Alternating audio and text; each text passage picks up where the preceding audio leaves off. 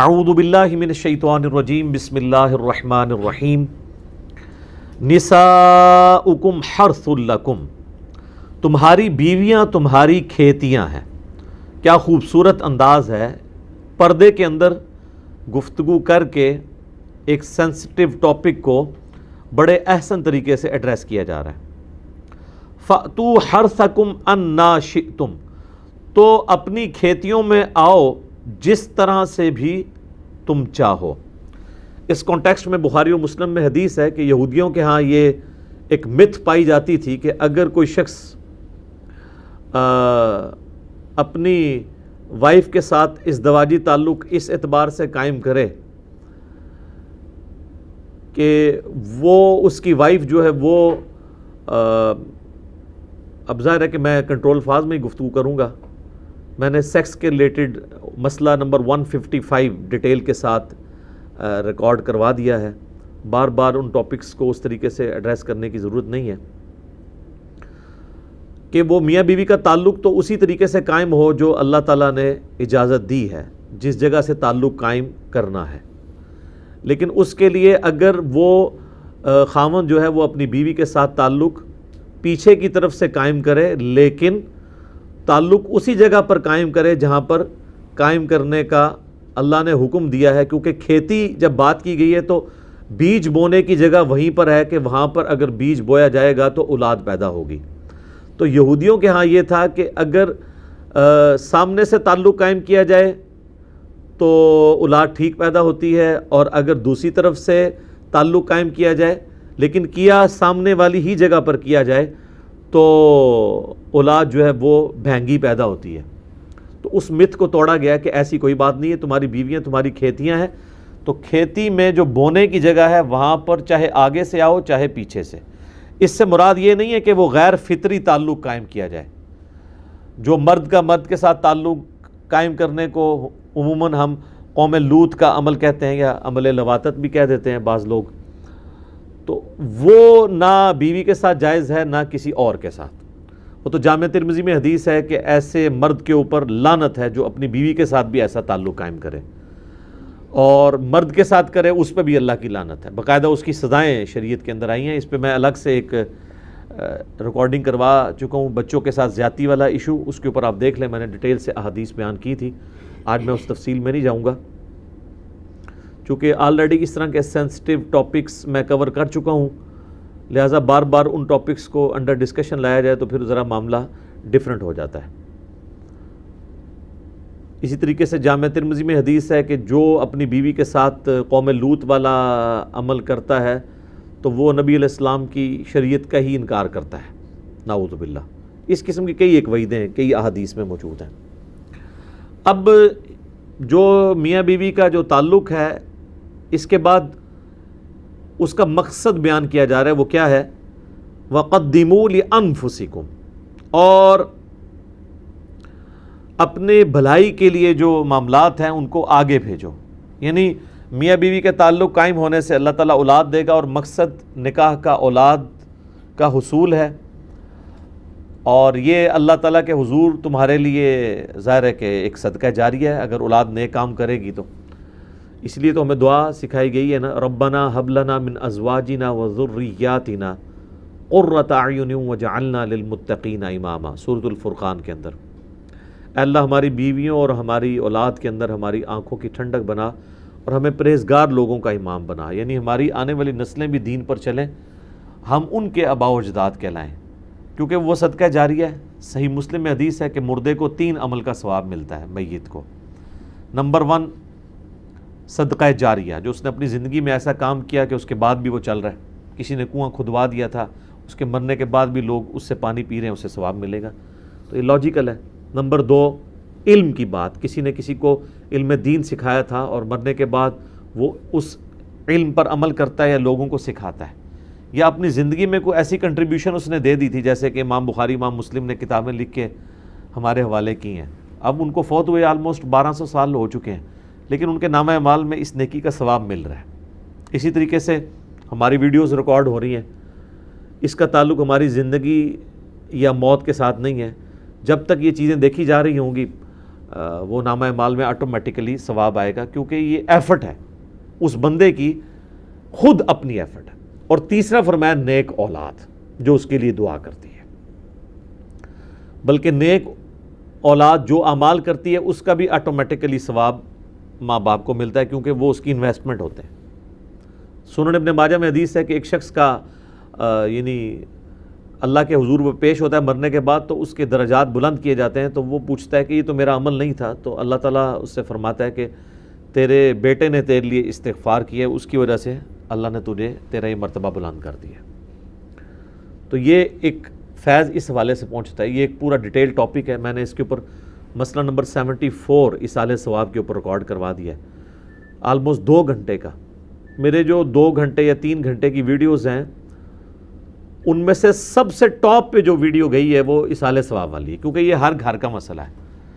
کسی کی اولاد فوت ہو جاتی ہے، کسی کے ماں باپ فوت ہو جاتے ہیں، کسی کی بیوی مر جاتی ہے، پھر مرنے کے بعد ان کو خیال آ رہا ہوتا ہے کہ اب ہم ان کے لیے کیا نیکی کر سکتے ہیں، تو وہ پھر پوچھتے ہیں۔ تو نیٹ پہ جب بھی کوئی اصالہ ثواب کا آپ لفظ لکھیں نا دنیا میں کہیں بیٹھ کے، تو سب سے ٹاپ پہ وہ والی ویڈیو کھلے، کیونکہ سب زیادہ لوگوں نے دیکھی ہے۔ اس میں میں نے کئی ایک احادیث بیان کی ہیں، قرآن پاک سے دلائل پیش کیے ہیں کہ میت کو مرنے کے بعد ثواب پہنچتا ہے ان نیک اعمال کا جو اس نے دنیا میں کیے، یا اس کی طرف سے جو صدقہ و خیرات بعد میں کیا جاتا ہے۔ باقی رہ گئے یہ تیجے 40ویں اور قرآن پڑھ کے بخشنا، تو یہ ساری سب کانٹیننٹ کی بدعات ہیں جو اب آلموسٹ سب کے ہاں ہی آ چکے ہیں۔ بریلوی اسے تیجا یا سوئم یا 10واں یا آپ کہہ لیں 40واں کہہ کے منا لیتے ہیں، دیوبندی اسی کو کہتے ہیں دعا ہوگی، لفظ انہوں نے دعا ہوگی پڑھ رہے، وہ بھی وہاں پہ بھی قرآن پڑھ پڑھ کے بخش رہے ہوتے ہیں، اور ایسے لوگوں کو قرآن بخش رہے ہوتے ہیں جنہوں نے پوری زندگی خود قرآن کھول کے نہیں پڑھا ہوتا کہ قرآن میں اللہ نے ہمیں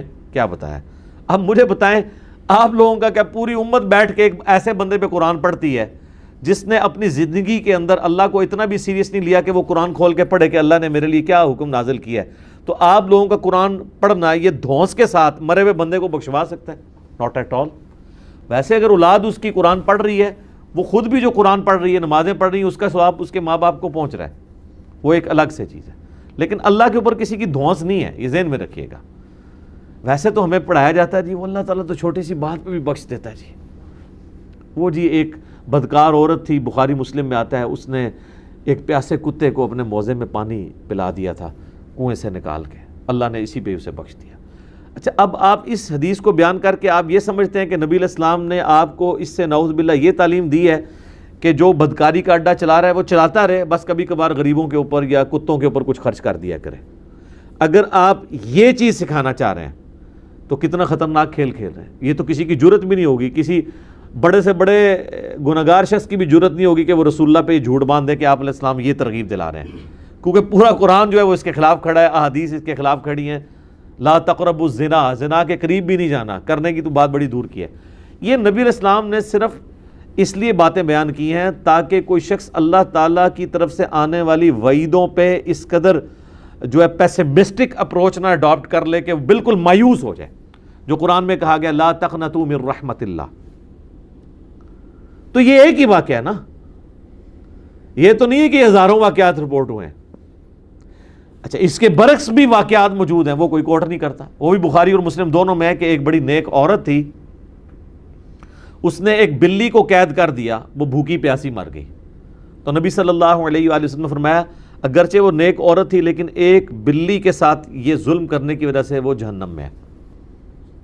تو اللہ تعالیٰ اگر کسی شخص کو چھوٹی سی نیکی پر بخش سکتا ہے تو چھوٹے سے گناہ پر اسے پکڑ بھی سکتا ہے، لیکن یہ بات یہ راگ نہیں لاپا جاتا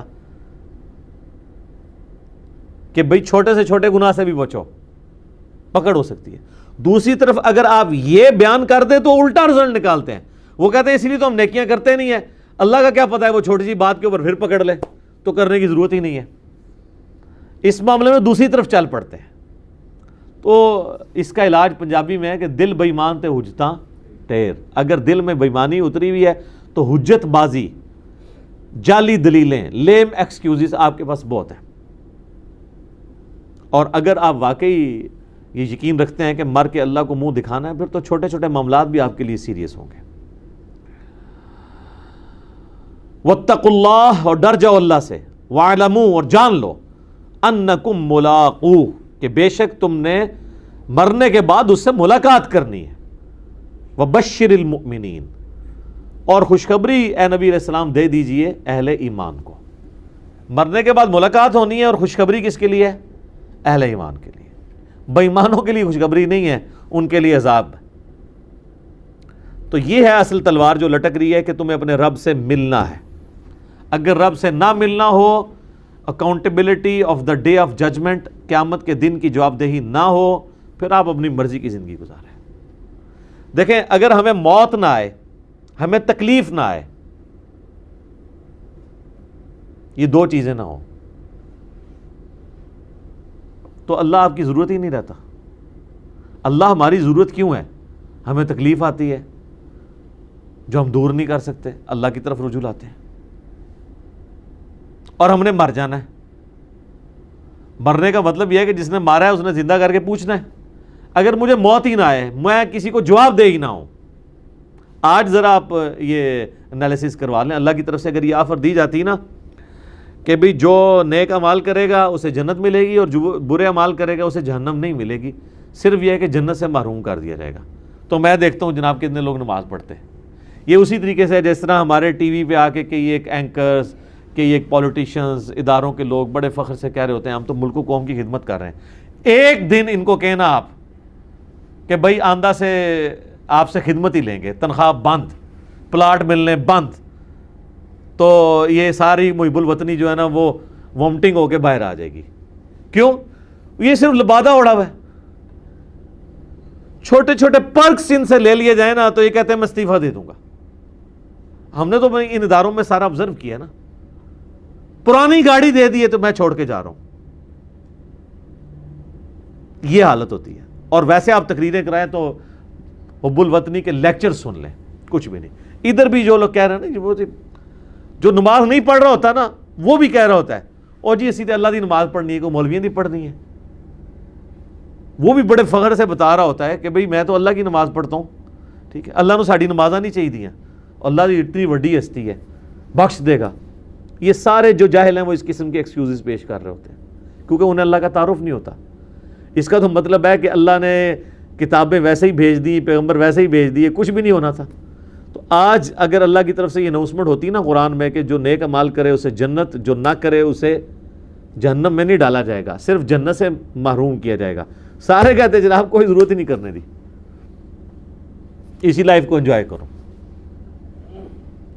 یہ جو تلوار لٹکی ہوئی ہے نا ملاقات کی، یہ ہے اصل تلوار جس کی وجہ سے انسان جو ہے وہ پھر آمادہ ہو جاتا ہے اللہ کی طرف. تو اس میں یہ چیز امپلائیڈ ہے کہ پھر یہ جو جنت کی لالچ ہے اور جہنم کا خوف، یہ ہمارے ایمان کا حصہ ہے. سورہ سجدہ میں ہے کہ اللہ کے بندے جو ہیں اس خوف اور طمع، لالچ کی وجہ سے اس کو پکارتے ہیں. یہ کوئی عیب نہیں ہے کیونکہ جنت کی لالچ کس نے دی ہے؟ شیطان نہیں، اللہ نے. تو جو لالچ اللہ دے رہا ہے اس لالچ کی طرف جانا اور اس کو فخریہ بیان کر رہا ہے کہ میری رحمت کا مقام ہے، اس جنت کی توہین کرنے والا تو کافر ہے. ہاں صوفیاء لا کہتے رہے جی ہم جنت کو آگ لگا دیں گے اور دوزخ کو جو ہے وہ ٹھنڈا کر دیں گے تاکہ لوگ اللہ کے لیے عبادت کریں. یہ نان سینس بات ہے. یہ جو لوگ کہتے ہیں نا ان کو ذرا ایک دن کے لیے نہیں ہے، 1 منٹ کے لیے جو ہے نا ان کو موم بتی پہ ذرا ہاتھ رکھوائیں، ساری بزرگی باہر آ جائے گی نا جی. ٹھیک ہے نا. تو وہ جناب وہ کہتے ہیں جی باعزید بستامی فرماتے تھے کہ قیامت والے دن میں اللہ کو یہ آفر دوں گا کہ مجھے اکیلے کو دوزخ میں ڈال دے اور پوری انسانیت اگر بخشی جائے تو میں دوزخ میں جلنے کے لیے تیار ہوں. آپ ذرا اندازہ کریں، ان لوگوں کو پتہ ہی نہیں کہ دوزخ چیز کیا ہے. یہ بات تو کبھی کسی پیغمبر نے نہیں کی ہے، وہ بھی ڈرتے رہتے ہیں. اللہ کہتا ہے کہ جو جہنم پہ ایمان لانے والے لوگ ہیں وہ تو ہر وقت ڈرتے رہتے ہیں، اور جو ایمان نہیں لانے والے ہیں وہ کہتے ہیں کب آئے گی کب آئے گی. سورہ الشورى کے اندر. تو بیسیکلی ان لوگوں کو پتہ ہی نہیں تھا، اسی لیے اس قسم کی باتیں کرتے رہے. وَلَا تَجْعَلُوا اللَّهَ عُرْضَةً لِأَيْمَانِكُمْ، اور مت بناؤ اللہ کے نام کو قسم کے ذریعے رکاوٹ اپنے میں. کس ایشو میں؟ ان تبروا وتتقوا وتصلحوا بین الناس، کہ تم نیکی کا کام نہ کر سکو، پرہیزگاری نہ کر سکو اور لوگوں میں صلح کرانے سے باز رہو. یعنی ایک بندہ ہے، کئی لوگ ہیں میں نے دیکھا ہے جناب، قسم کھا لیتے ہیں بھائی قسم اٹھاؤں گا میں اس بات کی کہ میں نے ان کے معاملے میں نہیں پڑھنا. اب نظر آ رہا ہے کہ اسی بندے کے اس معاملے میں پڑھنے سے میاں بیوی کے تعلق میں جو رکھنا آیا ہے وہ فیل ہو سکتا ہے, چانسز ہیں. اب وہ کہتے نہیں میں تو قسم کھا دی جی میں انہوں نے کام پیڑا ہی نہیں ہے, میرے خزمہ نو کھان, یہ کہتے ہیں بعض لوگ جو ہیں, اور اس کی وجہ سے کتنا نقصان کرا بیٹھتے ہیں. ایون کسی کے ساتھ نیکی کرنی ہوتی ہے قسم کھا لیتے ہیں, جیسا کہ وہ سورۃ النور میں آیا تھا نا, وہ مستاح صحابی تھے, ایک اصحاب بدر میں سے تھے, حضرت عائشہ میں تہمت لگانے والوں پہ وہ شامل ہو گئے تھے. حضرت ابوبکر نے قسم کھا لی کہ بھئی میں وہ خرچہ لگایا ہوا تھا مہینے کا, میں آندہ سے اس کو خرچہ نہیں دوں گا. اللہ نے جناب قرآن میں کہا کہ تم اللہ کے لیے دے رہے تھے تو تم نے یہ قسم کیوں کھائی ہے؟ سر آپ ہوتے تو آپ کہتے جی گستاخی صحابہ ہے, وہ صحابہ تھا کہ 295 سی تسی مستا دلوانی سی کہ بے حضور کی بیوی جنید جمشید صاحب کے ساتھ یہی تو کیا ہے نا. بات سیدہ عائشہ کی ہو رہی تھی, احادیث سے ہو رہی تھی, انداز پہ کسی کو اختلاف ہو سکتا ہے, باتیں درست تھیں, تو اس پہ 295 سی لگوائی کہ چونکہ حضرت عائشہ حضور کی بیوی ہے لہذا حضرت عائشہ پہ بات کرنا رسول اللہ کی گستاخی ہے. سر اگر آپ یہ کرالس بنائیں گے نا تو آج کے بھی کسی سید کی گستاخی کرنا رسول اللہ کی گستاخی ہے. وہ کس کی اولاد ہے؟ حضور کی, اہل بیت تو ہے نا. اور صحیح مسلم میں غدیر خون کی حدیث میں ہے کہ اہل بیت کے معاملے میں اللہ کا خوف دلاتا ہوں. وہ تو ساری کے چرسی پوٹری جتنے سید پھر رہے ہیں ان کی توہین تو سیدھی 295 سی لگ جائے گی. تو نہ ان کی وجہ سے لگے گی, نہ نبی علیہ السلام کی کسی صحابی کی توہین سے رسول اللہ کی توہین ہوگی. کبھی کہہ دیتے ہیں فلاں حضور کا جو ہے وہ سسر لگتا ہے, اس پہ بات کرنا حضور کے اوپر بات کرنا ہے. اور بھائی سر رسول اللہ صلی اللہ علیہ وسلم پہ بات کبھی بھی اس طریقے سے نہیں بنے گی. نبی علیہ السلام کی اپنی ذات جو ہے نا وہ ہے, ورنہ تو نبی علیہ السلام کا فرمان ہے جس نے علی کو گالی دی اس نے مجھے گالی دی.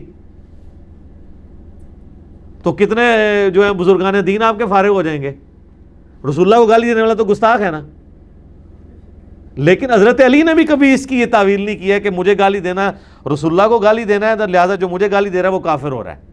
حالانکہ حضرت علی کے پاس بہت موقع تھا یہ بات کرنے کا, لیکن وہ بھی سمجھتے تھے کہ بھئی رسول اللہ کا جو سٹیٹس ہے وہ امت میں کسی کا بھی نہیں ہے. دین اللہ, رسول, قرآن آخرت کو ماننے کا نام ہے, کسی صحابی کو کسی شخصیت کو ماننے کا نام نہیں ہے. وہ ہمارے لیے قابل احترام ہے لیکن وہ کفر اسلام کا مسئلہ نہیں ہے. تو اس ریشو پروپورشن کو آپ سمجھیں. تو اللہ تعالیٰ ہمارا بعض لوگوں کو عادت پڑتی ہے اللہ کی قسم میں اب یہ نہیں کروں گا. اب وہ کہتے ہیں میں نے تو قسم اٹھائی اگر میں نے اب یہ کام کیا, اللہ کی قسم میں اس مولوی پیچھے نماز نہیں پڑھنی. اب بعد میں احساس ہوا خام خواہ اٹھا لی تھی, یا یہ کوئی اتنا ایشو نہیں تھا, یا ایون ایشو بھی تھا, دین وٹ. مسند ابی یعلا میں موجود ہے, حسن و حسین سامنے بیٹھے ہوتے تھے, مروان جو ہے حضرت علی پہ لعنت کرتا تھا, نماز پیچھے پڑھ لیتے تھے. وہ کہتے تھے نماز پڑھنا علیحدہ معاملہ ہے, یہ کہ اللہ کو خود جواب دے ہوگا. یہ ہے ایٹیچیوڈ. تو اللہ تعالیٰ ہمارا نیکی کے کام سے نہیں رکنا اس بات پہ کہ میں نے تو اللہ کی قسم کھا لی ہے, مراد یہ کہ قسم کھائی ہے تو پھر توڑ دو. بخاری مسلم میں حدیث ہے, حضور کہتے ہیں میں بعض اوقات عربیوں میں یہ عادت تھی کہ وہ قسم کھا لیا کرتے تھے عادتاً بھی. حضور علیہ السلام فرماتے ہیں بعض اوقات میں قسم کھا لیتا ہوں کہ میں فلاں شخص کو مال غنیمت میں سے نہیں دوں گا, بعد میں مجھے احساس ہوتا ہے کہ نہیں یار ظاہر حضور کی طبیعت میں نرمی تو بہت تھی نا, چھوڑو. اتنی نرمی ہے کہ غزوہ بدر کے قیدی چھوڑ دیے, اور اللہ نے اتنے سخت الفاظ قرآن میں استعمال کیے. وہ اپنی طبیعت کی نرمی کی وجہ سے چھوڑے تھے. پھر حضور کہتے ہیں کہ میں پھر بعد میں سوچتا ہوں کہ اس کے مخالف کام کرنے میں بہتری ہے تو میں اپنی قسم توڑ کے اس کا کفارہ ادا کر دیتا ہوں اور وہ میں کام کر لیتا ہوں. یہ بخاری مسلم دونوں میں حدیث ہے. تو اگر کسی نے قسم کھا لی ہے کہ میں نے کسی کے ساتھ نیکی نہیں کرنی ہے تو اب وہ قسم توڑے, کفارہ ادا کرے. کفارہ سورۃ المائدہ کی آیت نمبر 89 میں آیا ہے, قسم کا کفارہ کہ ایک غلام کو آزاد کرے. غلام نہیں ہے تو 10 مسکینوں کو وہ کھانا کھلا دے یا 10 مسکینوں کو کپڑے لے کے دے دے. آج کے دور میں تو کھانا کھلانا آسان ہے, کپڑے تو بڑے مہنگے ہیں. ٹھیک ہے, ان دونوں میں سے ایک کام کر لے. اور اگر کوئی یہ بھی نہیں کر سکتا تو 3 روزے رکھ لے. اور بخاری و مسلم میں حدیث ہے قسم توڑنے کا کفارہ وہی ہے جو قرآن میں آیا, اور منت کا بھی کفارہ یہی ہے. کسی نے منت مانی تھی کہ اگر یہ کام ہوا تو میں روزانہ جناب 100 نفل پڑھا کروں گا. کئی لوگ اس طرح کی بھی منتیں مان لیتے ہیں, یا میں 1000 نفل پڑھوں گا, یہ میرا کام ہو گیا. اب بعد میں اس کو احساس ہوا کہ 1000 نفل پڑھنا مشکل ہے تو اپنی منت توڑ دے, اور کفارہ ادا کرے. اور یہ تو اس منت کی بات ہے جو حلال منت ہے. اگر کسی نے حرام منت مانی ہوئی ہے کہ جی اگر میرا یہ کام ہو گیا تو میں جو بچہ پیدا ہوگا اس کی لمبی سی ایک چٹیا رکھوں گا, فلاں مزار پہ جا کے کٹواؤں گا, اور اب اس منت کو توڑنا چاہتا ہے, تو اس منت کو توڑنے کا کفارہ بھی نہیں ہوگا. یہ خلاف شرع منت ہے. جو شریعت کی باؤنڈری کے اندر منت ہے نا, اس کا توڑنے کا کفارہ ہے, باقی کا نہیں ہے. اور وہ بھی بخاری مسلم میں حدیث ہے کہ منت کبھی بھی مصیبت کو نہیں ٹالتی ہے. ہاں کنجوس کا مال نکل جاتا ہے, صدقے سے مصیبت ٹال سکتی ہے لیکن منت سے نہیں. لیکن منت جب ونس کھا لی ہے تو پھر آپ نے اس کو پورا کرنا ہے, ادروائز توڑنا ہے تو پھر کفارے کے ساتھ توڑنا ہوگا. قسم اور منت کے اوپر میرا مسئلہ 68 ریکارڈڈ ہے, اس کے علاوہ بھی کلپس موجود ہیں. تو اللہ فرما رہا ہے کہ نیکی کے کام سے نہیں رکنا. یہ نہ ہو کہ تم نے قسم کھا لی اللہ کی, نیکی, پرہیزگاری اور آپس میں صلح کروانے سے رک نہ جاؤ. واللہ سمیع علیم, اللہ تعالیٰ خوب سننے والا, علم والا ہے. اچھا, کئی لوگوں نے قسم کھائی ہوتی ہے, اپنی بیوی کو وہ کہہ دیتے ہیں جناب کہ میں قسم کھاتا ہوں کہ اگر تو فلاں سے ملی نا تو میری طرف سے فارغ ہے. یہ 3 طلاقیں ہیں. اور پھر بعد میں احساس ہوتا ہے کہ یہ اس نے تو باز کوئی نہیں آنا, یہ تو ملے گی, اور بیوی بھی جاتی رہے گی. پھر وہ ادھر اکیڈمی میں فون کر رہے ہوتے ہیں جناب کیا کریں, تو توڑ دیں آپ قسم. لیکن یہ یاد رکھیے گا, اگر وہ بیوی مل لی اس کو, اپنے بھائی کو, یا سسرال میں کوئی ایشو تھا, میکے چلی گئی ہے جو آپ نے منع کیا تھا, تو اب کچھ نہیں ہو سکتا. ملنے سے پہلے ہی آپ کو کچھ کرنا ہے. بہتر ہے کہ ایڈا رسک نہ ہی لو.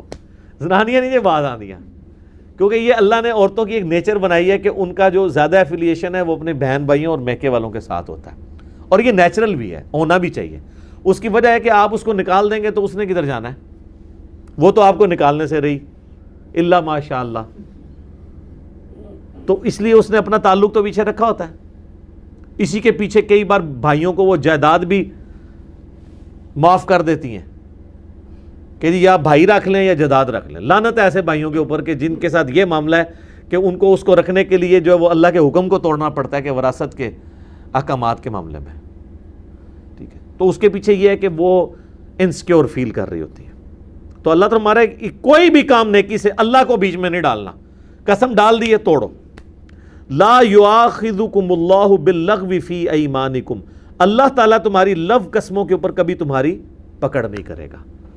یہ لو قسمیں کون سی ہیں, یہ سورۃ المائدہ میں بھی جائے گا ذکر, اس کا آئے گا. عربیوں کی عادت تھی کہ وہ ہر معاملے میں کہتے ہیں واللہ.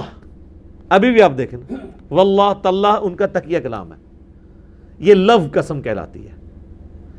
اس قسم کا کفارہ نہیں ہوتا, نہ یہ قسم شمار ہوتی ہے, نہ سننے والا یہ لے رہا ہوتا ہے کہ یہ قسم اٹھا کے کہہ رہا ہے. سننے والے کو کہتا نا بھئی اللہ کی قسم میں نہیں انہوں ملنا. اب یہ ایک عام فلبدی کہہ دینے میں, اور یہ کہنا کہ میں اللہ کی قسم اٹھاتا ہوں, میں اپنے اوپر قسم ڈالتا ہوں کہ فلاں کو نہیں ملوں گا, یہ تو ہوگی پکی قسم. اور ایک بول چال میں ویسے قسمیں کچھ نہیں ہوتا. اور قسم بھی یاد رکھیے مستقبل سے ریلیٹڈ ہے, ماضی سے ریلیٹڈ قسم کا کفارہ نہیں ہوتا, وہ قسم نہیں ہوتی, وہ جھوٹ ہوتا ہے. مثلا میں کہتا ہوں کہ جی ایک بندے نے فلاں بندے سے ملاقات کی ہے اور وہ اس کے سامنے سٹیٹمنٹ دیتا ہے اللہ کی قسم میں اس سے نہیں ملا, تو ایک پاسٹ ٹینس کی بات ہے. اگر وہ ملا بھی ہوا ہے نا تو قسم کا کفارہ نہیں دے گا, کیونکہ اس نے مستقبل کے لیے کوئی بات نہیں کی ہے. ماضی کی ایک بات پہ جھوٹ بولا ہے, گناہ کبیرہ, لعنت کا مستحق ہوا ہے, توبہ کرے گا. لیکن اگر وہ کہتا ہے اللہ کی قسم میں فلاں سے نہیں ملوں گا, میں قسم کھاتا ہوں, اور قسم زبان سے کھانی ہوتی ہے, دل میں سوچنے سے قسم نہیں ہوتی ہے, یہ ذہن میں رکھیے گا. نہیں ملوں گا مستقبل کی بات, اب وہ ملتا ہے یا ملنا چاہتا ہے, دونوں صورتوں میں وہ قسم کو توڑے گا. ظاہر ہے مل بیٹھا تو قسم ٹوٹ گئی, آٹومیٹکلی کفارہ دے گا, اور اگر ملنا چاہتا ہے اس سے پہلے قسم توڑنا چاہتا ہے تب بھی توڑ لے, کفارہ ادا کرے. یہ زیادہ ایشو آتا ہے طلاق کے ایشوز میں, جب کسی کو دھمکی لگائی ہوتی ہے میں فلاں کو ملا تو میری بیوی کو 3 طلاق, یا بیوی کو کہہ دیا کہ تو جا کے اپنے بھائی سے ملی تو تجھے 3 طلاق. اب یہ وہ معاملے ہیں جو آپ کو پہلے ہی توڑنے ہوں گے, بعد میں تو تہاڈے ہاتھ کچھ بھی نہیں رہنا. ٹھیک ہے, وہ طلاق ہی ہو جانی ہے, بعد میں آپ جتنے مرضی کفارے دے, بیوی گئی, کفارے تو بعد میں بنیں گے نہیں. تو اللہ تعالیٰ لو قسمیں جو ویسے بولنے میں کہہ دیتے ہو نا, اس میں پکڑ نہیں کرے گا. لیکن یہ بھی اس صورت میں ہے جب آپ جھوٹ نہ بول رہے ہو. ایک بندہ جو ہے وہ خریداری کے اندر, کئی لوگ ہیں وہ مطلب قسم اٹھا کے جھوٹ بول کے کہتے ہیں جناب کہ اللہ کی قسم میرا تو اتنے کا مال آیا تھا. اس میں تو نبی علیہ السلام کی بخاری مسلم میں حدیث ہے, آپ نے تو سچی قسم اٹھانے پہ بھی کہا کہ اگر کوئی سچی قسم اٹھا کے بھی کاروبار کرتا ہے نا تو اس کا مال تو بک جائے گا, برکت اٹھ جائے گی. تو جھوٹی تو بڑی دور کی بات ہے. تو یہ ہمارا سٹیٹ آف مائنڈ ہوتا ہے کہ بھی گاہک ٹوٹ جائے گا, گاہک جدھر اس نے جانا ہے ادھر ہی جانا ہے. آپ سٹریٹ فارورڈ بات کریں, یہ فکس پرائس کی جتنی شاپس ہیں ان کو کیوں نہیں ٹینشن ہے, کوئی دوسری بات نہیں کرتے. برانڈز ہیں جتنے آپ دیکھیں, آج تک KFC ہے, میک ڈونلڈ پہ آپ نے کوئی لڑائی ہوتے دیکھی ہے کہ جی آپ ادھر یہ بھی کہیں کہ جی چکن تو 200 سے 150 پہ آ گیا, 400 سے اتنے پہ آ گیا, تو آپ یہ ابھی تک وہی پیس دے رہے ہیں, کبھی دیکھیے؟ تو ان کا کاروبار بند ہو گیا؟ ایسا نہیں. حالانکہ پاکستان میں جو چکن لے رہے ہوتے ہیں عموماً ظاہر ہے کہ یہاں پہ تو ریٹ کم ہونے سے فرق پڑتا ہے نا, کوئی امپورٹڈ چکن تو نہیں ہوتا. آلو چلے انہوں نے امپورٹ کیے ہوتے ہیں باہر سے, وہ مہنگے والے ہوتے ہیں, لیکن چکن تو یہیں سے وہ خرید رہے ہوتے ہیں نا, تو فرق تو پڑنا چاہیے. تو ان سے کوئی بحث نہیں کرتا. یہ تو اب کرونا کی برکات ہے کہ ان کے ریٹ تھوڑے نیچے آ گئے ہیں, کیونکہ وہ تو بالکل ہی رہ گئے ہیں نا, ادروائز تو ان کے ساتھ کوئی بحث بھی نہیں کرتا تھا. تو ان کو قسم اٹھانے کی ضرورت ہی نہیں پڑتی, بالکل اسٹریٹ فارورڈ بات کر رہے ہوتے ہیں. وَلَٰكِن يُؤَاخِذُكُم بِمَا كَسَبَتْ قُلُوبُكُم, بلکہ اللہ تعالیٰ ان قسموں پہ گرفت فرمائے گا جو تم نے پختہ ارادے کے ساتھ, دل کے ارادے کے ساتھ کھائی ہوں گی. اس کو میں پہلے ہی بریف کر چکا ہوں. ایک ہے فی البدی بولنا اور ایک ہے کہ میں قسم کھاتا ہوں. واللہ غفور حلیم, اللہ تعالیٰ بخشنے والا ہے اور حلم والا, یعنی برداشت کرتا ہے تمہاری غلطیوں کو اور بخش بھی دیتا ہے. للذین یؤلون من نسائہم تربص 4 اشہر, ان کے لیے جو قسم اٹھا لیتے ہیں اپنے بیویوں کے معاملے میں کہ میں اپنی بیویوں کے قریب نہیں جاؤں گا, 4 مہینے کی مہلت ہے. فَإِنْ فَاءُوا, اس کے بعد اگر وہ رجوع کر لیتے ہیں, فَإِنَّ اللَّهَ غَفُورٌ رَحِيمٌ, تو بے شک اللہ بخشنے والا مہربان ہے. اگر کسی نے قسم کھائی کہ میں اپنی بیوی کے قریب نہیں جاؤں گا, اس کو میں نے اپنے بستر سے الگ کیا, تو اس کی اللہ نے آخری حد مقرر کی ہے 4 مہینے. یہ نہیں ہے کہ 4 مہینے کے بعد اس کی بیوی اس کے نکاح سے نکل جائے گی یا طلاق ہو جائے گی. 4 مہینے سے زیادہ وہ اس قسم کو بھی نہیں نبھا سکتا, اس کو الٹیمیٹلی جانا ہی پڑے گا, قسم بھی توڑنی پڑے گی. ایک ایلا کرنا ہے. نبی علیہ السلام نے بھی اپنی بیویوں سے ناراضگی کی, بخاری مسلم میں آتا ہے, 1 مہینے کے لیے ایلا کیا تھا. تو کبھی کبھار اس کی ضرورت پڑ جاتی ہے, یہ سنت ہے, یہ کوئی عیب والی بات نہیں, لیکن زیادہ سے زیادہ 4 مہینے. اسی سے پھر خلفائے راشدین کے زمانے میں چیز ڈیڈکٹ کی گئی. سیدہ حفصہ کے بارے میں آتا ہے, انہوں نے حضرت عمر کو مشورہ دیا تھا فوجیوں کے حوالے سے کہ 4 مہینے سے زیادہ فوجیوں کو جو ہے وہ بارڈر پہ نہ رکھا جائے اپنی بیویوں سے دور. وہ اسی آیت سے انہوں نے اخذ کیا تھا کہ اگر قسم بھی کھائی جائے تو 4 مہینے کے بعد بیوی کا حق ہے کہ میاں بیوی آپس میں تعلق قائم کریں, یہ عورت کا رائٹ ہے. تو انہوں نے کہا یہ اللہ نے حد مقرر کر دی ہے, لہٰذا آپ بھی کسی فوجی کو 4 مہینے سے زیادہ اپنی بیوی سے دور نہ رکھیں, یا تو بیویاں ساتھ لے کے جائیں, یا اگر ایبسولوٹلی ڈیوٹی دے رہے ہیں تو 4 مہینے بعد آپ ڈیوٹی چینج کریں کہ 4 مہینے بعد وہ اپنی بیویوں کے پاس واپس آئیں. یہ اکثر لوگ پوچھ بھی رہے ہوتے ہیں نا کہ جی وہ کتنی دیر دور رہ سکتے ہیں. لیکن آپ دیکھ لیں ہمارے سب کانٹیننٹ کے معاشرے میں اب تو اللہ کا شکر ہے کہ یہ ایئر فلائٹس سستی ہونے کی وجہ سے, زیادہ ہونے کی وجہ سے ایشوز ریزالو ہو گئے ہیں. ادروائز ہم جب چھوٹے چھوٹے تھے ہم نے ہوش میں سنا ہوا ہے کہ فلاں کا خاوند 15 سال بعد گھر آیا ہے.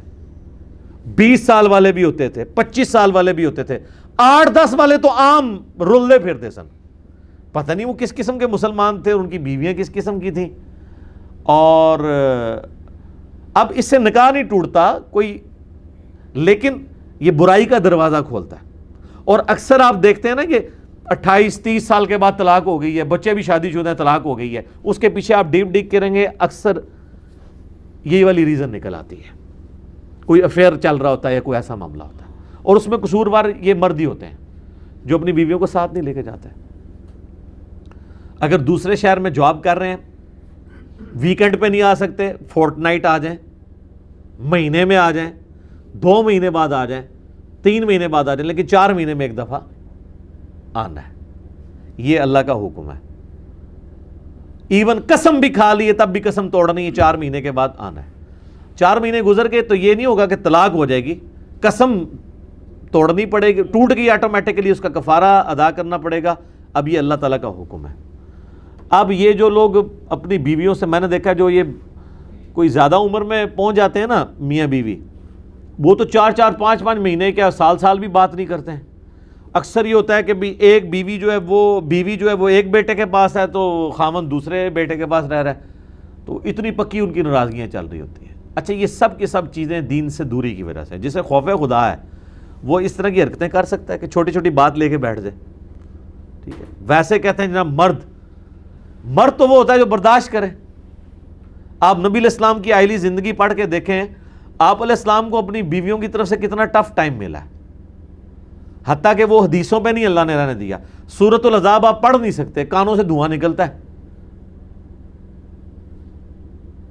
اللہ تعالیٰ فرما رہا ہے کہ ان کو طلاق دے دو، ان کو کہو کہ اگر میرے ساتھ رہنا ہے تو اسی طرح گزارا کرنا پڑے گا، اسی زہد کی زندگی میں۔ اگر تم اللہ اس کا رسول اور آخرت چاہتی ہو تو پھر اسی طرح گزارا کرو، ادروائز انہیں مال دے کے تو چھوڑ دو۔ بخاری مسلم میں آتا ہے حضور پھر ایک بیوی کے پاس گئے ہیں کہ ہاں جی اللہ نے آفر دی ہے، پھر جا کے ان کو خیال آیا کہ یہ تو ہمارا ٹائٹل ہی چھین جائے گا، ٹھیک ہے۔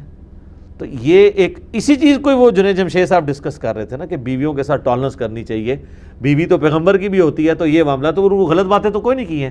میں نے مسئلہ نمبر 105 میں اس سے بڑی باتیں ہیں کہ ایک حدیث کے نمبر اب چونکہ علماء نے کہانیاں کرا کے لوگوں کو مطلب وہ ایسا کو ریلیشن شپ پریزنٹ کیا ہوا ہے جس طرح حضرت عائشہ اور نبی علیہ السلام کی آپس میں کبھی چپکلش ہوئی نہیں ہوگی زندگی میں، یا حضرت علی اور فاطمہ کی آپس میں کبھی میاں بیوی ہونے کے ناطے چپکلش ہوگی، آپ کو یہی پریزنٹ کیا ہوا ہے۔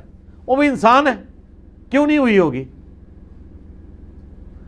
غلط امیج کریٹ کیا، اب اس غلط امیج کو بچانے کی خاطر قرآن حدیث میں پردے ڈالنے پڑتے ہیں، لیکن کتنا عرصہ ڈالیں گے آپ؟ یہ تو اللہ کا شکر ہے، ابھی تو مجھے پرسوں پتہ چلا ہے کہ ہمارے یہاں پہ جو پنجاب کے جو گورنر ہیں، جو ہماری یونیورسٹیز کے چانسلر بھی ہیں پنجاب کے، انہوں نے تو باقاعدہ یہ چیز یعنی آفیشیلی اس کو ایز این ایکٹ پاس کروا لیا ہے کہ جو ماسٹر ڈگری ہولڈر یا یونیورسٹیز میں جو لوگ پڑھ رہے ہیں جب تک قرآن ترجمے سے وہ نہیں سنا سکیں گے ان کو ڈگری نہیں دی جائے گی، چاہے وہ کسی بھی فیلڈ میں۔ تو پھر تو یہ ساری باتیں آپ کو سیکھنی پڑیں گی نا، اب تو سیکھنی پڑیں گی۔ اور لوگ کئی کہہ رہے ہیں جناب یہ کتنی سخت زیادتی کر دی ہے جی انہوں نے۔ یار جو بندہ بیچلر ڈگری میں پہنچا ہوا ہے وہ قرآن اردو میں ترجمے کے ساتھ نہیں پڑھ سکتا، اور عربی موٹی سی نہیں سیکھ سکتا، آپ کو بہت دقیق عربی سیکھنے کی ضرورت ہی نہیں ہے۔ جس طرح ہم میں سے اکثریت انگلش بول نہیں سکتی لیکن سمجھتی تو ہے نا، بس اسی طریقے سے آپ عربی بول نہ سکیں، آپ کو قواعد نہ پتا ہوں، تھوڑی سی آپ ایفرٹ پٹ کریں، قرآن کا ترجمہ آپ آرام سے کر سکتے ہیں، سمجھ آ جاتی ہے۔ قرآن کی عربی تو چند الفاظ کے گرد گھومتی ہے، ہاں جو حدیثوں کی عربی ہے وہ پیور لٹریچر کی اس اعتبار سے مشکل ہے۔ قرآن چونکہ اللہ نے آسان ہے تو وہ اسی کے گرد گھومتا ہے، آپ دیکھتے ہیں بار بار آیات الفاظ ریپیٹ ہوتے ہیں۔ تو 4 مہینے سے زیادہ نہیں رہنا، اور پھر اگر 4 مہینے کے بعد بھی رہنا ہے تو پھر وہ اللہ ذکر کر رہا ہے وَإِنْ عَزَمُ الطَّلَاقِ، اگر تم نے طلاق کا ارادہ کر دیا ہے، ٹھیک ہے، فَإِنَّ اللَّهَ سَمِيعٌ عَلِيمٌ، تو بے شک اللہ تعالیٰ سننے والا جاننے والا ہے۔ تو یہ ایک ایکسیپشن ہو سکتی ہے کہ 4 مہینے کے بعد تم مزید کرنا چاہتے ہو، پھر طلاق کا معاملہ کرو، تاکہ وہ عورت آزاد ہو، کسی اور خاوند سے شادی کرنا چاہتی ہے، بنانا چاہتی ہے کسی کو تو بنا لے، ٹھیک ہے۔ اب اس کو یہ تو نہیں ہے کہ اپنے ساتھ باندھ کے رکھنا ہے، تم نے لٹکا کے رکھنا، یہ کام نہیں کرنا۔